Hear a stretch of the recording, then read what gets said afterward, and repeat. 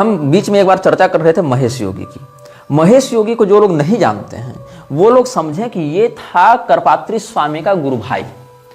स्वामी करपात्री जी धर्म सिद्धांत के प्रसारण के लिए जितना संघर्षशील रहे, ये व्यक्ति धर्म सिद्धांत के विनाश में उतना लगा रहा। अब ये कंट्रोवर्शियल स्टेटमेंट हो सकता है क्योंकि भारत में प्लस पूरे विश्व के कई देशों में महेश योगी के द्वारा संचालित बहुत से वैदिक विद्यालय चलाए जा रहे हैं, जिसमें भारत के बहुत ब्राह्मणों ने अध्ययन भी किया है और बहुत बड़े बड़े पदों पर पहुंचे भी हैं। ऑन सेकेंड पॉइंट मैं ये बताऊंगा कि नीदरलैंड्स की सरकार ने एक मुद्रा जारी की थी जो लगभग $10 के बराबर थी और उस मुद्रा का नाम था राम, और उस मुद्रा पर फोटो किसकी छपती थी? भगवान श्री रामचंद्र जी की। तो हिंदुओं के मध्य महर्षि महेश योगी की छवि एक आदर्शवादी हिंदू की है जो विदेशों में जाकर भगवान श्री रामचंद्र जी के फोटो वाला नोट छपवा दे रहा है सरकारी गारंटी पर, और कई देशों में वो नोट चलता भी है। अगर आपको नहीं पता है तो आप इसको गूगल में सर्च कर सकते हैं। दूसरी बात, महर्षि महेश योगी के नाम से प्रसिद्ध यह व्यक्ति वस्तुतः कायस्थ परिवार से ही एक व्यक्ति था, और ये स्वामी ब्रह्मानंद सरस्वती जो उस समय ज्योतिष पीठ के शंकराचार्य हुआ करते थे उनका चेला होने का दावा करता था। यद्यपि स्वामी ब्रह्मानंद सरस्वती से इसकी संगति रही है, लेकिन स्वामी ब्रह्मानंद सरस्वती के उपदेशों का जिस प्रकार से अनुसरण इसको करना चाहिए वो नहीं किया गया, जबकि कुछ नजदीकी लोगों का, क्योंकि स्वामी करपात्री जी की परंपरा से जुड़े लोग हमारे बड़े नजदीकी रहे हैं, और चारों पीठों के शंकराचार्यों से जुड़े लोग हमारे नजदीकी रहे हैं, और महेश योगी के निकटवर्ती लोगों में भी हमारी गति है। तो या वो विश्वविद्यालयों में पढ़े या पढ़ाए लोगों से भी हम परिचित हैं। तो उनका एक बड़ा पक्ष यह भी कहता है कि जब महेश वर्मा या महेश श्रीवास्तव, दोनों बातें इसके लिए अलग अलग स्थानों पर मिली हैं, और एक श्रीवास्तव बंधु ने हमको इसकी इंफॉर्मेशन दी थी। हालांकि बहुत सारे प्रमाण उन्होंने प्रमाण नहीं दिया, उन्होंने बस ये कहा था कि महेश योगी भी कायस्थ समाज से था और इस प्रकार से उसने उपद्रव किया है, तो आप उस पर भी ध्यान दीजिएगा। तो हमने कहा चलो ठीक है, वो तो हमको बोलना ही है, लेकिन अभी बोलते जा रहे हैं तो बोलेंगे। तो ये तो कायस्थ समाज वाले जो धर्मनिष्ठ हिंदू हैं उन्होंने ही मुझे बताया कि अपने यहाँ तो ये भी एक हुआ था गुरुजी। तो क्या हुआ, जैसे दयानंद सरस्वती जन्म से तो ब्राह्मण ही था, लेकिन कितना आतंक मचाया सनातन धर्म के जगत में। अब जैसे स्वामी नारायण का जो घनश्याम पांडे है वो भी जन्म से तो ब्राह्मण ही था, लेकिन उसने तो स्वयं को भगवान के रूप में घोषित करके खड़ा कर दिया। और ये सब जितने भी अखाड़ों के लोग हैं, अवधेशानंद, कैलासानंद, ये सब भी ब्राह्मण कुल में जन्म लेकर ही उत्पात मचा रहे हैं। इससे इनका कृत्य धर्मसम्मत नहीं माना जाता, और ये फैक्ट है। इस फैक्ट पर हम बात कर रहे हैं। तो हम बात कर रहे थे महेश योगी की, इसने अपना नाम रखा है महर्षि। अब बताओ, जो स्वयं को शंकराचार्य जी की परंपरा से जुड़ा व्यक्ति बताता हो वो क्या इतना भी स्वयं को नहीं समझेगा कि कौन ऋषि है, कौन महर्षि है, कौन क्या है? नहीं। अभी एक कुंदन नागपाल नाम का माफिया वो काशी विद्वत परिषद को पैसे से खरीद लिया, ये भी फैक्ट है। और काशी विद्वत परिषद के लोगों ने उसको महाब्रह्मर्षि की उपाधि दे दी, और काशी विद्वत परिषद के लोग तो मोदी को राजर्षि की उपाधि भी देने गए थे और महाब्रह्मर्षि उपाधि दे दी। और ये जो कुंदन नागपाल है ये खुलेआम मंच से अपने चेलों से अल्लाह अकबर का नारा लगाता है, कुरान को ग्लोरीफाई करता है और हमारे देवी देवताओं को गाली देता है। उसके सारे प्रमाण हमने फेसबुक पर डाले हुए थे और बहुत तो यूट्यूब पर भी डाला हुआ था, और अभी भी मिल जाएगा आपको। और उस कुंदन नागपाल को निरंजनी अखाड़ा के कैलासानंद ने अभी बना दिया है जगत गुरु। अब ये बाहर तो बातें नहीं आती हैं, लेकिन काशी विद्वत परिषद क्या है? एक एनजीओ है, उससे अधिक उसकी कोई हैसियत नहीं है। और काशी विद्वत परिषद में ही बहुत से ऐसे लोग, और काशी विद्वत परिषद से बाहर ही बहुत से ऐसे लोग हैं जो आर्य समाजी और स्वामी नारायण की संस्थाओं के द्वारा खरीद लिए गए हैं, और उन्हीं के लिए भाष्य लिखने का काम करते हैं, उन्हीं के लिए उन्हीं के मतों का प्रसारण करने के लिए काम करते हैं, और अपनी सारी व्याकरण, मीमांसा, न्याय की विद्वत्ता उन्हीं की गुलामी में लगाते हैं। ये एक तथ्य है। और इसके ही कारण जो है काशी विद्वत परिषद भू माफियाओं को और नौटंकीबाजों को भी जगत गुरु बनाता फिरता है। और अभी मजे की घटना ये हुई कि राजेश्वर और हरिनारायण दोनों ने मिलकर किसी व्यक्ति को जगत गुरु रामानंदाचार्य बना दिया, जबकि ये दोनों स्वयं रामानंद संप्रदाय से नहीं है, और दोनों गृहस्थ हैं। और दोनों गृहस्थ जो गैर रामानंदी हैं वो एक व्यक्ति को रामानंदाचार्य जगत गुरु बना रहे हैं सन्यासी बनाकर। मतलब गजब लेवल फ्रॉड चल रहा है कि नहीं? यहां पर आते हैं याद बनराकस भैया, कहते हैं अरे ये तो अलग लेवल फ्रॉड चल रहा है। तो यहां जो फ्रॉड चल रहा था उसके विषय में हम बता रहे थे। अच्छा, अभी जो डबल श्री रविशंकर है वो भी किसका चेला है? महेश योगी का चेला है। और रविशंकर की विचारधारा तो आप जान ही रहे हैं, क्या लिखता है रविशंकर, और कई बार बोला है, उसको खुलेआम क्रिसमस मनाता है ना रविशंकर। तो क्या कहता है रविशंकर कि you can not understand the sayings of Jesus if you are not alive with prana, with life force, अगर तुम्हारे अंदर प्राण शक्ति का विकास नहीं हुआ है, अगर तुम्हारी चेतना विकसित नहीं है, तो तुम जीसस के उपदेश को समझ ही नहीं सकते हो। मतलब समझ रहे हो, जीसस का उपदेश इस लेवल पर है कि उसके लिए आपको विशुद्ध और गंभीर आध्यात्मिक बनना पड़ेगा। The knowledge will all be just a corrupt concept in head. Only the heart can feel that. Otherwise, in the name of Jesus, in the name of God, in the name of religion, people kill each other. मतलब उसका कहना है कि Jesus के उपदेश को समझने के लिए बहुत विशुद्ध आध्यात्मिक होना पड़ेगा, और जीसस के नाम पर लोग केवल लड़ाई कर रहे हैं, बहुत से युद्ध हो रहे हैं, और उनको जीसस के उपदेश के बारे में पता ही नहीं है। और जीसस भी ये बात जानते थे, the mind can not understand Jesus, only the heart can feel the presence of Jesus. और सुनो क्या कहता है, Jesus opens his arms and says, "Come, you are my friend. Don't be afraid. Don't put me on the altar. Give me a seat in your heart. See me in everyone you see around you. Love everyone as much as I love you, or as much as you love me. Share that with everyone around." Jesus की हृदय में स्थापना करने कह रहा है। ईश्वर सर्वभूतानां हृदय सर्वजन तिष्ठति चला गया, खत्म हो गया सिद्धांत इनके लिए, लेकिन जीसस हृदय में बैठ जाना चाहिए, ये लोग कह रहे हैं। और जो ओपल फ्लेम जो पोएम लिखी थी योगानंद ने, उसमें भी क्या कह रहा है कि जीसस की ऊर्जा से मुझे बैप्टाइज करो और मैं जीसस का अवलोकन सर्वत्र कर सकूं, ऐसा इन लोगों ने कहा। What more do you want to see in that embodiment of love? But people still wanted proof. If Jesus come today, he would still be asked, "Prove to me you are the Son of God." In those days too, he was asked to prove how he was the Son of God, even after turning water into wine. बताओ, मतलब वो दारू को पानी को दारू बना दे रहा है, तो मतलब लोगों को मान लेना चाहिए कि वो ईश्वर का पुत्र था, और अगर ईश्वर के पुत्र होने पर कोई क्वेश्चन कर रहा है तो मतलब वो गलत है। तो इसके अनुसार से तो भारत में 50 ईश्वर के पुत्र घूम रहे हैं जो रोज पर्चा छाप रहे हैं, तो 50 जीसस के बराबर हो गए ना, रोज पर्चा छाप रहे हैं लोग। करौली सरकार भी जीसस का बड़ा भाई लगेगा, क्योंकि वो तो बैलेंस मंत्र दे रहा है कि नहीं। और बागेश्वर वाला भी बड़ा माने चाहे छोटा माने, लेकिन कोई तो भाई लगेगा जीसस का। और सिद्धेश्वर धाम वाला भी लगेगा, रामलला सरकार भी, पंडोखर सरकार भी, जितने इस प्रकार के सिद्धि वाले लोग हैं सबके सब ईश्वर पुत्र कहलाएंगे। फिर शक्ति पुत्र और ईश पुत्र तो घूम ही रहे हैं ऐसे भी, और काली पुत्र कालीचरण भी घूम रहा है जो साईं बाबा का इतना बड़ा समर्थक है, तो सबके सब ईश्वर पुत्र हो गए। फिर हम ही लोग पीछे क्यों हटे भैया? तो फिर ईश्वर की सारी क्षमता ने कह दो ना, जीसस में क्या स्पेशलिटी थी सिवाय कांटी ठोकाने के और दारू पानी को दारू बनाने के? तब क्या हुआ? In those days too, Ravi Shankar speaks about Jesus. He writes before the eve of Christmas.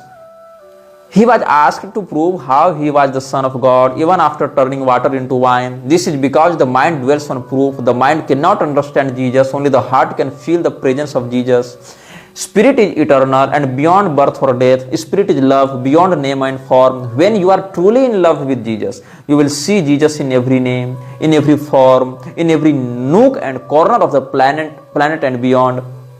Just take what Jesus said. He said, God is love. That's exactly what the Upanishads say in ancient Vedic wisdom. मतलब वेद पारंगत था Jesus भैया, तुम कहाँ हो अभी? Double Shri उवाच कि जीसस भैया उपनिषद के पारंगत थे, इसीलिए एक पंक्ति में अधीत्य सर्वशास्त्राणि विचार्य च पुनः पुनः इदमेव सुनिर्णीतम गॉड इज लव, ऐसा उसने कह दिया। God is love, don't be afraid of God, God is love. और इसके बाद नहीं, इसने क्या कहा कि भगवान कृष्ण भी यही बात कह रहे हैं, मतलब Krishna is equal to Jesus and Jesus is equal to Krishna in the terms of principles, ये कहना चाह रहा है। तो क्या कहता है? So the same knowledge, essence and the same teaching that Jesus spoke of is in the Upanishad and the Vedas, and the same thing has been said by Jesus and Krishna also. क्योंकि Jesus ने कहा कि मैं मार्ग हूं, भगवान ने कहा मैं मार्ग हूं। जीसस ने कहा मेरी शरण में आओ, भगवान ने कहा मेरी शरण में आओ, मतलब Jesus equal to Krishna and Krishna equal to Jesus. And this Ravi Shankar proves here with his absurd thoughts that Bible is equal to Gita and Gita is equal to Bible. यही कहना चाह रहा होगा ये फिर। तो Jesus said, I am the only way. Those exact words were said by Krishna also. गजब, I am the only way. The same was said in the Upanishad. There is no other way. There is the only way, and the way goes through Jesus. अब बंगलोर के आश्रम 13 मार्च 2011 में एक व्यक्ति ने पूछा था रविशंकर से, रिकॉर्डेड बयान है उसका, Jesus Christ is the only living God and you shall not worship any idol or God except me. If the Almighty is one, then what should it be? अब सुनो, जो प्रश्न करता है उसने पूछा कि बाइबल के अनुसार जीसस एक जीवित देवता है और किसी भी अन्य मूर्ति या देवता की पूजा नहीं की जा सकती है उसके अलावा। ऐसा बाइबल का मत है। तो अगर सर्वशक्तिमान परमात्मा एक है तो फिर जीसस क्या हुआ? तो रविशंकर क्या कहता है? Shri Shri Ravishankar says yes, these words are said in almost all scriptures. ये बात हर पुस्तक में कही गई। लॉर्ड कृष्णा आल्सो सेज माम एकम शरणम व्रज, you take refuge in me and nobody else. So lord Krishna's words are exactly the same what Jesus said, I am only the way. तीनों बातों पर आप गौर कीजिएगा। यहां यह नहीं कहा गया है कि जीसस ने कृष्ण का अनुकरण किया या जीसस ने वो कहा जो कृष्ण ने कहा। यहां तीनों बार मैंने जो आपको कहा है वहां यही सिद्ध किया है रविशंकर ने। उसकी शैली पर ध्यान दीजिएगा। कृष्ण ने वह कहा जो जीसस कह रहे हैं, मतलब Krishna is secondary and Jesus is mandatory. Jesus महत्वपूर्ण है, मुख्य है, प्राथमिक है, अनिवार्य है, और कृष्ण वैकल्पिक द्वितीय पद पर है इन लोगों के लिए। मतलब कृष्ण के सिद्धांत को जीसस ने कहा, ऐसा प्रस्तुत भी कर सकते थे ये लोग, लेकिन ऐसा प्रस्तुत नहीं किया है। ऐसा कह रहे हैं कि जीसस ने जो कहा वही बात कृष्ण कह रहे हैं। मतलब जीसस के सिद्धांत को फॉलो करके कृष्ण प्रचार कर रहे हैं। और इस्कॉन के अमोघ लीला प्रभु ने तो खुलेआम बयान दिया था कि Gita is the sequel of Bible. भगवान कृष्ण ने गीता में वही कहा जो जीसस ने छोड़ दिया था। मतलब Gita is the second part of Bible, ऐसा उसका कहने का अर्थ था। और इसका वीडियो भी यूट्यूब पर उपलब्ध है। तो रविशंकर क्या कहता है? अच्छा, जो AIMPLB है, all India Muslim personal law board, उसका जो हेड था सलमान नदवी, वो श्री श्री रविशंकर से मिला था। और यहां पर ये लोग समझौता क्या कर रहे थे कि राम मंदिर और मस्जिद साथ में बनना चाहिए। और यही बात है कि राम मंदिर वाले विषय में हम हिंदुओं की जीत नहीं मानते, हिंदुओं को छला गया है ऐसा मानते हैं। और जहां पर कुछ नहीं होने के स्थान पर दंड मिलना चाहिए था, वहां पर उनको न दंड मिला, ऊपर से मस्जिद भी ये लोग दिलवा रहे हैं। तो ये तो रविशंकर की बात हो गई। अब रविशंकर का जो अंतर्राष्ट्रीय आतंकवादियों के साथ उठना बैठना है, या पाकिस्तान के लोगों के साथ संबंध है, या ISI इत्यादि के लोगों के साथ संबंध है, या जो अन्य सीरिया इत्यादि में जाने की बातें हैं, या मुसलमानों से घिरी हुई सभाओं में, मंचों में जाकर सिया सुन्नी के बीच में सुलह कराने के प्रस्ताव की बात है, या अन्य इस प्रकार के संगठनों से निकटता है, ये सब सार्वजनिक हैं। उसके वीडियो, उसके इन देशों में जाकर चरमपंथी आतंकवादियों से घिरे मस्जिदों में तकरीर करना, वहां मिलना, सम्मेलनों में जाना, निकटवर्ती संबंध स्थापित करना, ये सब भी सार्वजनिक है। अब हम महेश योगी की चर्चा करते हैं। इस्कॉन पर भी आएंगे, चिंता मत करो, काहे अड़बड़ा रहे हो, कमेंट मत करो, इस्कॉन पर भी आएंगे। तो अच्छा, महेश योगी के विषय में चर्चा करने से पहले मैं आपको एक डॉक्यूमेंट दिखाना चाहूंगा स्क्रीन पर। अगर अक्षर धुंधले हैं तो मुझे माफ कीजिएगा। मैं यहां पर कहना चाहूंगा अर्णव गोस्वामी की भाषा में कि I am sorry Babu. CIA ने एक लेटर जारी किया था जो इस शोध में मेरे हाथ लगा। CIA का ये लेटर सैनिटाइज करके, सैनिटाइज से क्या तात्पर्य है? CIA के जितने भी एजेंट्स होते हैं, CIA के जितने भी डायरेक्टर्स होते हैं, या CIA के द्वारा जो ऑथराइज्ड अधिकारी होते हैं, उनके सिग्नेचर्स को ब्लर करके या उनके सिग्नेचर्स को मिटाकर ही कोई फाइल सार्वजनिक की जाती है। क्योंकि इससे एक संदेह यह होता है कि अन्य देशों की खुफिया एजेंसीज में जहां हमारे कोई एजेंट्स काम कर रहे होंगे, उनके साथ किसी प्रकार का जो रहस्य है वो खुल न जावे, भेद न खुल जावे, इसलिए नाम तो बताते हैं। लेकिन वो नाम क्या होता है? कई बार एक शूडो नेम होता है। मतलब जैसे आप किंग्समैन द सीक्रेट सर्विस में देखेंगे तो एक नाम है गैलहेड, वो कोई नाम नहीं, वो एक टाइटल है। या जैसे ऑर्थर, ये कोई नाम नहीं, एक टाइटल है। या जैसे लैंसलॉट, ये कोई नाम नहीं, एक टाइटल है। CIA का यहां पर जो मैं आपको दिखा रहा हूं, उसका जो विषय है वो क्या है? बेवन मॉरिस जो महर्षि इंटरनेशनल यूनिवर्सिटी का प्रेसिडेंट था। अच्छा, बेवन मॉरिस के सिग्नेचर को ब्लर नहीं किया गया है, क्योंकि बेवन मॉरिस तो भाई विश्वविद्यालय का प्रेसिडेंट है। लेकिन जो CIA का एजेंट था, डायरेक्टर था, और CIA का जो लोग CIA के बारे में नहीं जानते उनको बता दूं, central intelligence agency CIA America की एक बहुत ही तगड़ी और प्रभुत्व वाली खुफिया संस्था है, जिसका अमेरिका की अर्थव्यवस्था, राजनीति और सैन्य क्षेत्र में बहुत गहरा हस्तक्षेप है। तो CIA के डायरेक्टर को लिखा था 25 जून 1987 को। किसने ये चिट्ठी लिखी है? बेवन मॉरिस ने। और ये चिट्ठी किस दिन सार्वजनिक की गई CIA के द्वारा? 1/9/2011। इसमें क्या है? Mister Webster, the honourable William Webster, director central intelligence agency, Washington DC, 2055। Dear mister Webster, it is a great pleasure to inform you that a presentation of Maharshi Mahesh Yogi's program to create world peace will be given on Wednesday, July 8 at 1 p.m. in the Gold Room number 2168 of the Rayburn House Office Building, South Capitol Street entrance. During this presentation, the technique to create coherence in national and world consciousness will be demonstrated. This is TM Siddhi, yogic flying, that aspect of the Maharshi technology of the unified field which has been shown through extensive scientific research to reduce violent and negative tendencies and promote positive trends throughout society. I cordially invite you and members of your staff to attend this presentation by senior faculty of Maharshi International University and experts in yogic flying. Earlier this year, on June 3rd, Maharshi program was presented at the United Nations in New York. On July 7th, the day before this event on Capitol Hill, it will be presented at the World Bank. We are demonstrating Maharshi technology now because of the urgent need to create an indomitable influence of coherence in world consciousness. In today's atmosphere of international terrorism and superpower rivalry, world peace has become the immediate requirement of every individual and every nation on earth.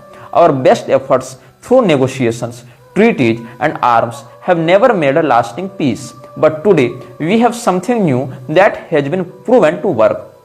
In Maharshi's words, with the total knowledge of the unified field of all the laws of nature now available, we have an approach to create world peace that is practical, reliable, effective and certain.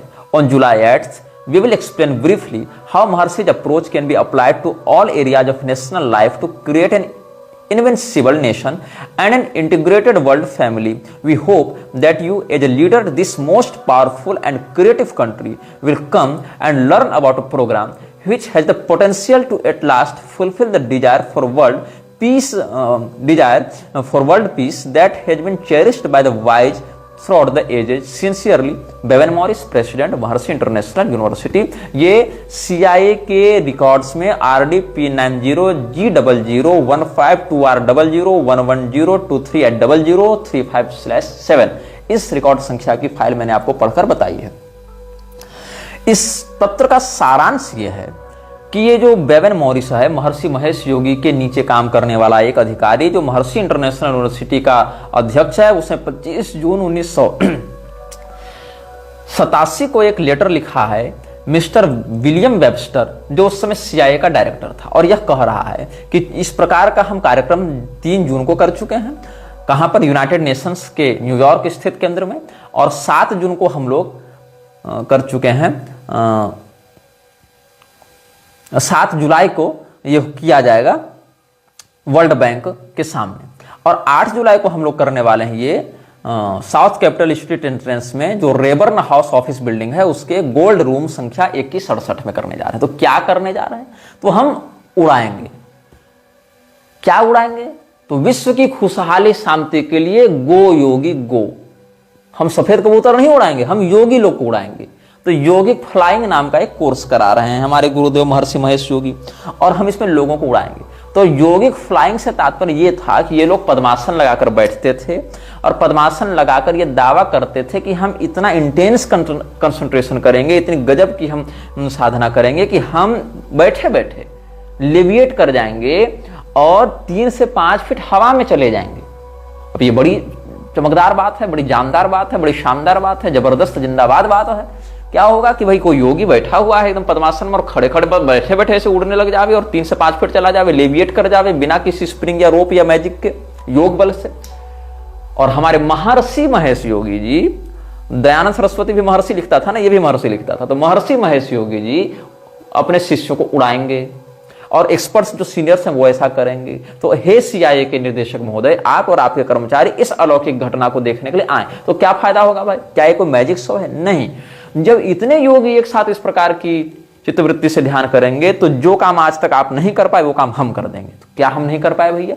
तो आप विश्व शांति नहीं स्थापित कर पाए, आपके पास इतना पैसा है, इतना हथियार है, इतने वैज्ञानिक है, लेकिन क्या कर पाए? आप कुछ नहीं कर पाए, आप पूरे विश्व को विनाश की ओर ले जा रहे हैं। हम बैठे बैठे ऐसी यहां से मानसिक तरंगे छोड़ेंगे ना, पूरी दुनिया केवल समतत्व की ओर बढ़ेगी, कोई रेवलरी नहीं होगी, कोई प्रतिस्पर्धा नहीं होगी, किसी के मन में किसी के प्रति वैमनस्य नहीं होगा, आतंकवाद का समाधान हो जाएगा, अमीरी गरीबी का भेद मिट जाएगा, और क्या ब्रदरहुड चलेगा।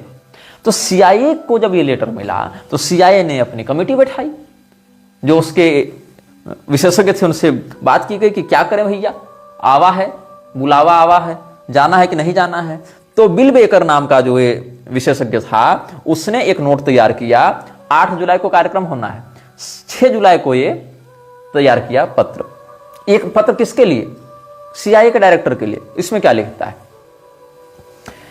टॉपिक है invitation to attend a presentation by Maharishi Mahesh Yogi's programme to create world peace, Rayburn House Office Building, July 8, 1987।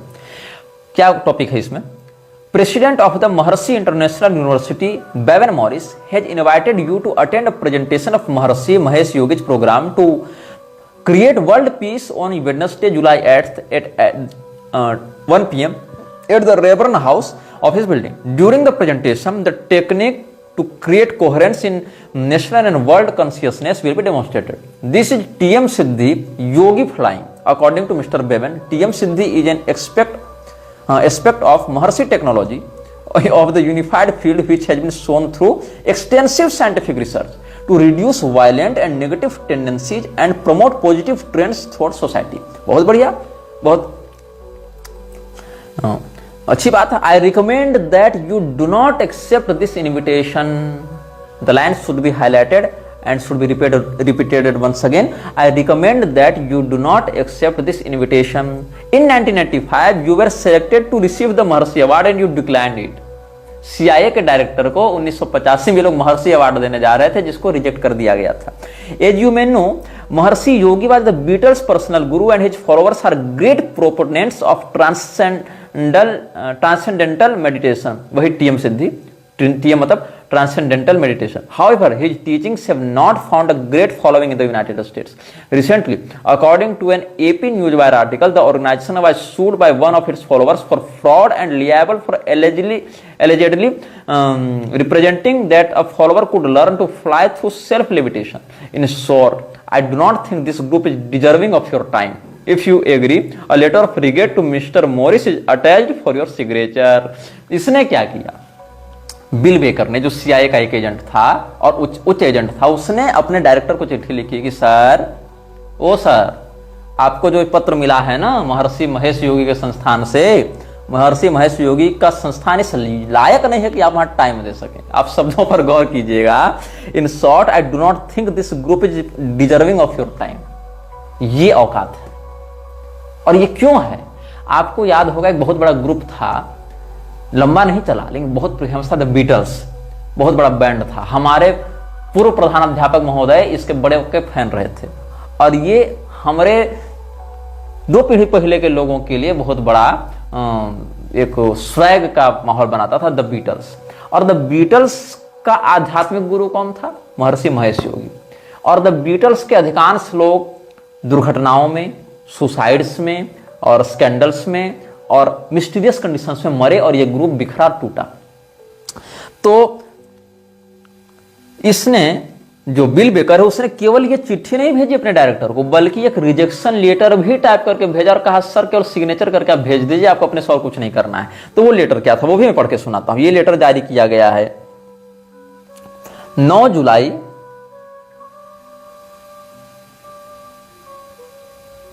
8 जुलाई 1987, ऐसा यहां पर हमको लग रहा है। तो इसमें क्या है, विलियम वेबस्टर ने क्या लिखा उत्तर में?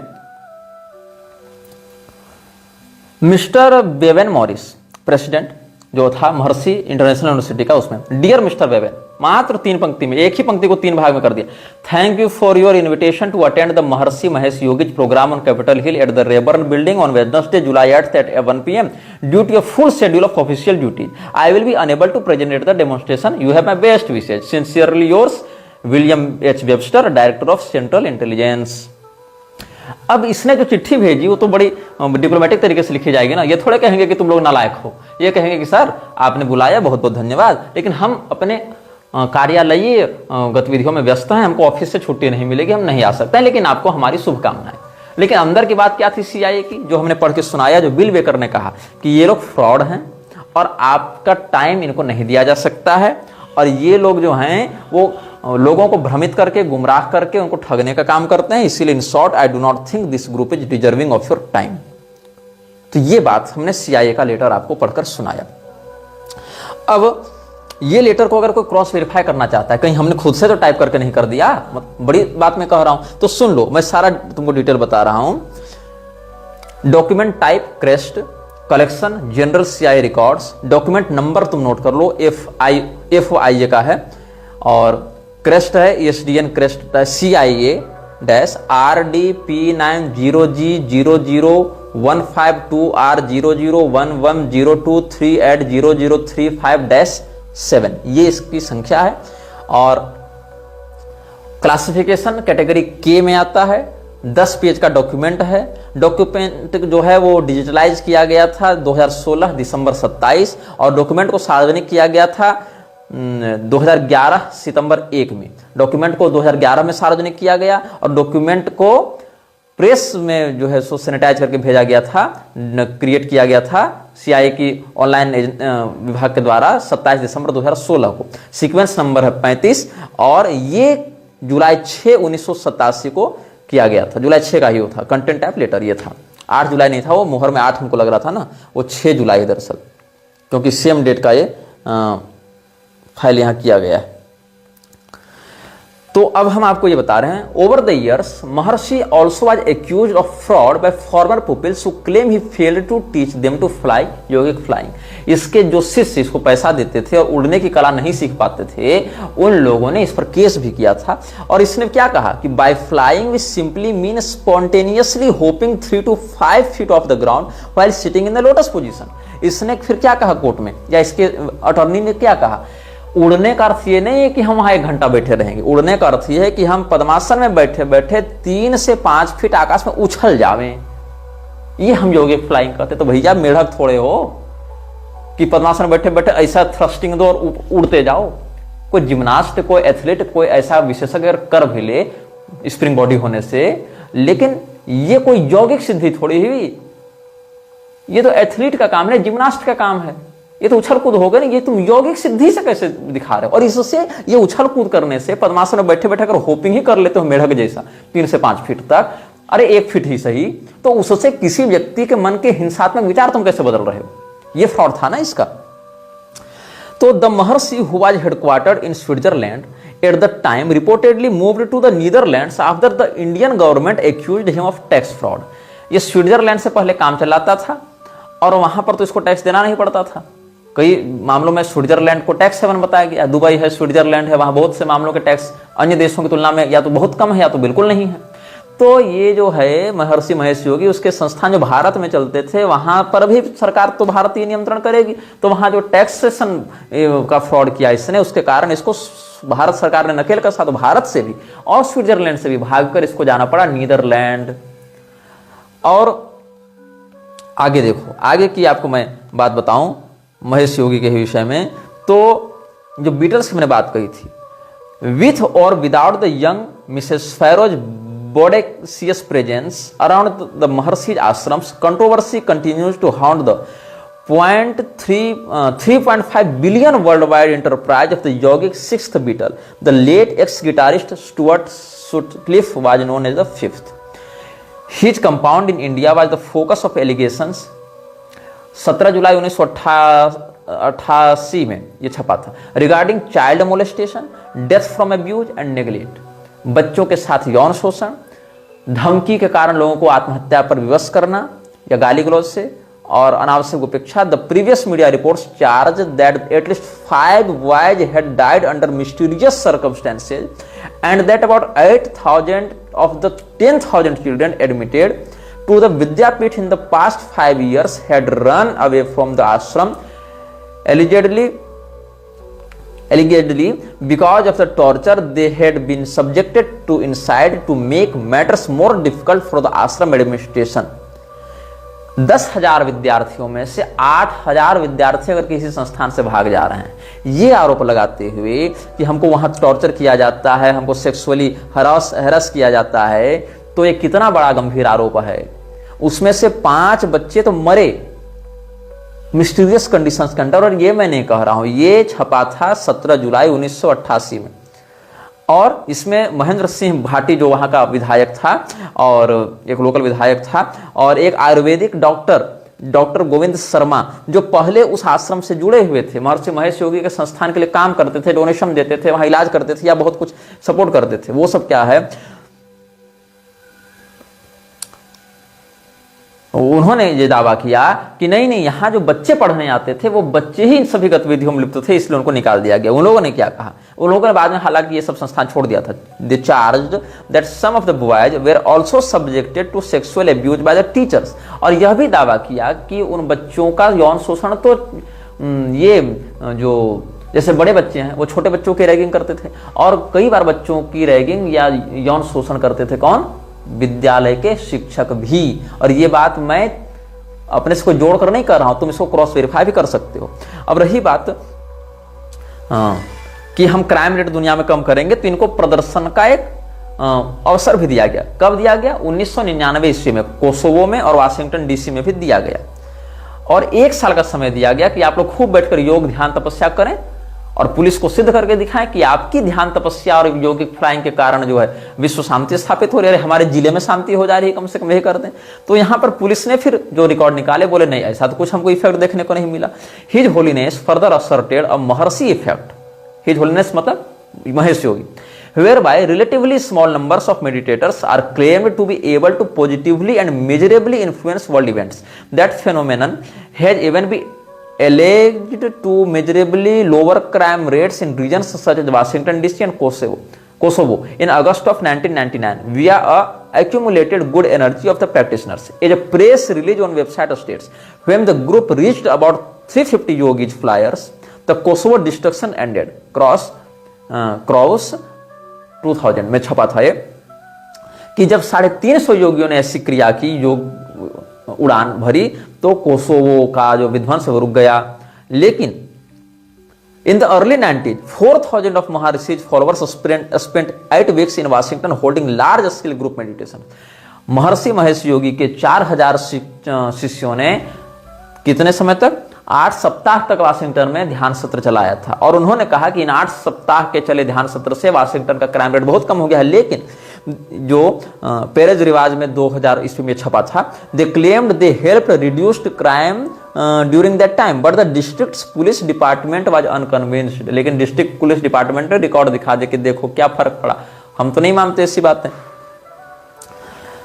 तो बीटल की मैं बात कह रहा था, बीटल जो है, जो बैंड था, उसको लेकर भारत में 1960 में आश्रम जो ऋषिकेश वाला था महर्षि महेश योगी का, उसको लाकर बुलाया गया, और वहां पर कई बार वो आते रहे और वहां पर बहुत समय तक वो जुड़े रहे। लेकिन क्या हुआ, वहां जो मियाँ फैरो थी उसके साथ कथित रूप से महेश योगी के अवैध यौन संबंध बन गए, ऐसी बात यहाँ पर कही गई है। और हालांकि महेश योगी की मृत्यु 2008 ईस्वी में नीदरलैंड्स में हुई थी, लेकिन ये जो है उसमें आप पढ़ेंगे जो जॉन लेनन है, जॉन लेनन जब इससे दीक्षा लेने आया था, जो बीटल्स का एक निकटवर्ती व्यक्ति था, तो जॉन लेनन ने जब दीक्षा लेने की बात इससे कही, और निकटवर्ती रूप से उसने जब फैरो के साथ अवैध यौन संबंधों के विषय में जाना और अनुभव किया, तो उसने कहा कि मैं तो यहाँ सच्चे गुरु की तलाश में आया था, लेकिन मैं समझ गया अब इस समाज में अपने हृदय के अलावा तुम्हारा सच्चा गुरु कोई नहीं हो सकता है। तो Maharishi Mahesh Yogi, the guru of the Beatles, enthralled the band with his antics and his preachings. The musicians visited India in the 1960s and stayed at his ashram in Rishikesh, Uttarakhand, an experience that they later claimed influenced their music for years. ठीक? They parted ways with him. However, as there were reports that the yogi engaged in perverse actions and made sexual advances toward Mia Farrow, their relationship soured, with John Lennon later saying, "There is no guru. You have to believe in yourself. You have got to get down to your own God in your own temple. It's all down to you, mate." ये उसने कहा था। ऐसे ही भीमानंद नहीं था, एक भीमानंद जो है वो 1997 में जिसको गिरफ्तार किया गया था, वो सेक्स रैकेट चलाता था ऐसे ही सन्यासी का वेश धारण करके, और 2000 फॉलोवर्स उसके पुलिस से भिड़ गए थे जब उसको गिरफ्तार करने आया था, और मुंबई में सेक्स रैकेट चलाता था, और दिल्ली में भी उसको गिरफ्तार किया गया था। ऐसे ही एक प्रेमानंद भी था, ये योगानंद और राधा वल्लभ वाला प्रेमानंद नहीं है, ये जो है वो श्रीलंका में सिविल वार चल रहा था, और जब लिट्टे अपने चरम पर था, जिसमें राजीव गांधी को भी उड़ा दिया गया था, तो उस समय 1984 में, वो राजीव गांधी वाला कांड तो बाद में हुआ था, लेकिन लिट्टे तो चरम में था उस समय, तो उसी संगठन का हाथ था ना राजीव गांधी की हत्या में, तो एसेसिनेशन किया था उसने। तो escaping the civil war in Sri Lanka, Premananda moved to India in 1984 and set up an ashram for women and orphans in Tiruchirappalli Tamil Nadu में। तो तिरुचिरापल्ली में तमिलनाडु में प्रेमानंद ने एक आश्रम सेटअप किया था 1984 में, और वहां पर केवल अनाथ और महिलाओं को रखेंगे ऐसी घोषणा की थी। और वहां पर आरुल ज्योति नाम की एक लड़की भागी थी 1994 से। उसने कहा कि प्रेमानंद, ध्यान दीजिएगा ये अभी वाले प्रेमानंद नहीं है, तो कोई क्लिप काट के मत लगा देना। तो वो प्रेमानंद जो है 1994 में अरुल ज्योति का कई बार बलात्कार किया है, कई बार गर्भवती किया है, कई बार उसका अबॉर्शन करवाया है, और अंत में 13 नाबालिग लड़कियों के बलात्कार के लिए 1997 में प्रेमानंद को गिरफ्तार भी किया गया, जो कि और जिसने उसका खुलासा किया था उसकी हत्या की भी इसने साजिश की थी। बाद में 2011 ईस्वी में जेल में ही उसकी मृत्यु हो गई थी प्रेमानंद की। तो मैं क्यों इन लोगों का विरोध करता हूं? जिन लोगों को अभी तुम साधु महात्मा ये सब के बारे में देख रहे हो, मीडिया के सामने सरल संत हैं, बड़े तपस्वी हैं, सिद्ध हैं, तत्वदर्शी हैं, ब्रह्मज्ञानी हैं, बहुत काले राज हैं इनके जीवन के पीछे भी, जो समाज के सामने नहीं आ पाते, जो बहुत बाद में आ पाते हैं, या बाद में आने के बाद ही लोग उन बातों पर विश्वास नहीं कर पाते हैं। जैसे एक प्रकाशानंद सरस्वती था, इसका विषय में तुम लोग जानते हो कि नहीं जानते हो। इसने प्रभुपाद की नकल करते हुए international society of divine love बनाया था, जैसे उसने किया था ना international society for Krishna consciousness, और योगानंद तो क्राइस्ट कॉन्शियसनेस लाता था। तो 1980 में इसने international society of divine love को बनाकर और महर्षि महेश योगी से विरोध करके, जो टीएम सिद्धि बनाता था महर्षि महेश योगी, उसी से विरोध करके ये चला गया था फिलाडेल्फिया, और फिलाडेल्फिया में एक ऐसे संगठन और स्थापना आश्रम की जो महेश योगी की योजना से भी ज्यादा उलझा हुआ और ज्यादा मतलब वेल ऑर्गेनाइज्ड था। इसके बाद क्या हुआ, इन लोगों ने महेश योगी पर कर दिया केस, और छोटे मोटे केस नहीं, लाखों डॉलर्स का केस किया, और केस में महर्षि महेश योगी को हार हुई, और उस हार से महर्षि महेश योगी को वो लाखों डॉलर चुकाने पड़े। और जब चुकाना पड़ा तो Swami Prakashanand then used the money, जो पैसा मिला, to set up a temple outside of Austin Texas called Barsana Dham. तो टेक्सास के बाहर, ऑस्टिन के बाहर इसने, जो प्रकाशानंद था, उसने एक आश्रम बनाया, पूरा बढ़िया सेटअप किया, उसका नाम रखा इसने बरसाना धाम। इसके बाद क्या हुआ, अब नियत तो इन लोगों की वैसी थी, उस बरसाना धाम में बच्चों का शोषण होने लगा, वहां की सरकार टाइट हो गई। तो प्रकाशानंद क्या किया, भाग के भारत आया, और भारत के पॉलिटिशियंस ने उसको महाराज जी, बाबा जी, संत जी और तत्वदर्शी जी कह के गले लगाया, और यहाँ उसकी सुरक्षा हो गई। तो ये सब बातें। अब ये जो महेश योगी का है, पैटी बॉय का आप देखेंगे, पैटी बॉय का जो ये है उसके जो कॉन्टेक्शन है उसमें आप पढ़ेंगे तो मिलेगा कि it was the allegations of Maharshi's sexual impropriety that caused life at the retreat to go horribly wrong. Through Mardus' insistence, Lennon became convinced that the Maharshi, who said he was celibate, had a sexual encounter with one of the young female students. तो इस प्रकार के आरोप जब लगते रहे, इससे beetle group टूटा। आरोप सही थे गलत थे इस पर मैं नहीं जा रहा हूं, इन आरोपों की वजह से ही महेश योगी को लाखों डॉलर चुकाने पड़े, कई प्रकार के केस हुए, और बीटल का पूरा उभरता हुआ ग्रुप बिखर गया।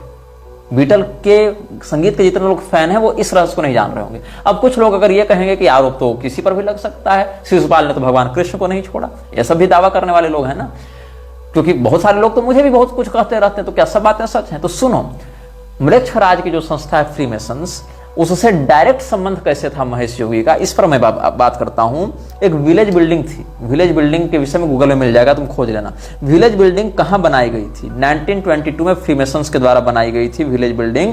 तो 1960 में जब बीटल की भेंट हुई थी महेश योगी से भारत में, तो ट्रांसेंडेंटल मेडिटेशन के लिए इसको हेडक्वार्टर के रूप में प्रयोग किया गया था। उसके बाद जॉर्डी हॉर्मेल ने स्टूडियो ए बनाया, स्टूडियो ए नाम से वहां एक संस्थान बनाया था, और वहां पर स्टैनी डैम, टॉम पैटी ये सबको किया, और स्टूडियो रूम वहां पर बनाए। उसके बाद जो जेफ ग्रीनबर्ग है, ये सब जो विलेज का सीईओ बन गए थे 1995 में ही वो सब बने, तो ये सब फिर इसको सुधार के बिल्डिंग बना है। तो the village building was built by the Freemasons in 1922 as an early Masonic temple.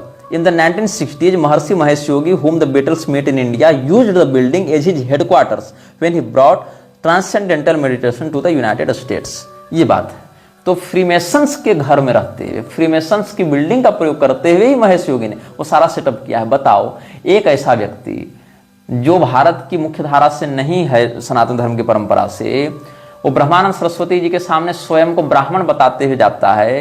ब्रह्मानंद सरस्वती जी उसको संन्यास की दीक्षा देना चाहते हैं, शायद दे भी दिए थे या नहीं दिए थे ये तो मैं नहीं जानता। लोग कहते हैं दिए थे, फिर कहते हैं कि नहीं, पता चल गया था तो कहा कि नहीं मैं नहीं दूंगा। तो फिर वो वहां से विद्रोह करके निकले, विदेश गए और फ्रीमेसन्स के साथ रहे, फ्रीमेसन्स के घर का प्रयोग किया, जहां पर कोई गैर अन्य कोई व्यक्ति वहां जा नहीं सकता, वहां पर हेडक्वार्टर बना कर रहा। और उस व्यक्ति ने बहुत कुछ ऐसा किया। हालांकि वैदिक विद्यालय बहुत खोले उसने और वहां से बहुत बच्चे पढ़कर निकल भी रहे हैं, निकले भी, लेकिन वहां पर वैदिक मर्यादा के अनुरूप चलते हुए, वेदानुशासन का प्रयोग करते हुए वेद पाठ नहीं कराया जाता है। वैदिक मर्यादाओं का हनन करके एक सेकुलर मानसिकता बनाते हुए, जैसे वैदिक पाठ का, वैदिक संहिताओं का, वेदाध्ययन की जो मर्यादा है, परंपरा है, जो वेदाध्ययन की जो भ्रंशकारिणी वृत्ति है कि कैसे वेदाध्ययन के अधिकार से व्यक्ति वंचित होता है, उन सभी बातों का ध्यान न रखते हुए जो स्वयं इस प्रकार के आरोपों से घिरा था, वो व्यक्ति क्या वैदिक मर्यादा की रक्षा करेगा। संस्थान तो खोले गोविंद देवगिरी ने भी है, लेकिन क्या हो रहा है, गोविंद देवगिरी जाके श्रीलंका के बौद्धों के आगे माथा टेकते जा रहे हैं, नेताओं की चाटुकारिता करते चल रहे हैं। तो ये सब बातें जो हैं हम आपके सामने सब प्रमाण सब कुछ रख दिए हैं, सारी बातें सीआई के लेटर तक की हमने आपको यहाँ पर दे दी है, बात स्क्रीन पर लगा दी है, और अन्य अनुभागों में फिर हम आगे के प्रकरणों पर चर्चा करेंगे। यह वीडियो जल्द ही हटा दिया जा सकता है, कृपया थर्ड पार्टी एप्स का उपयोग करके डाउनलोड करें। आप इस वीडियो को अपने चैनल पर फिर से अपलोड भी कर सकते हैं।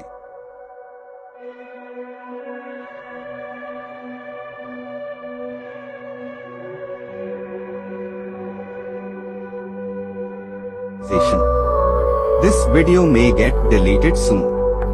Please download using third-party apps. You may also re-upload this video on your channels. Thank you.